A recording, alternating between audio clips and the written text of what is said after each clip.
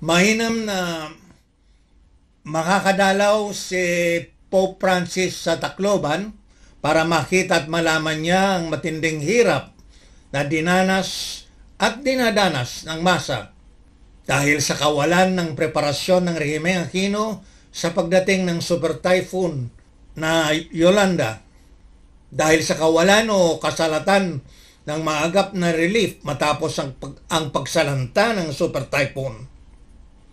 At dahil hanggang ngayon, wala o kulang na kulang ang rehabilitasyon para may tayong mga angkop na tahanan at eskwelahan at maayos ang kabuhayan sa agrikultura, pangingisda, pag-alaga ng mga hayop at iba pang gawain.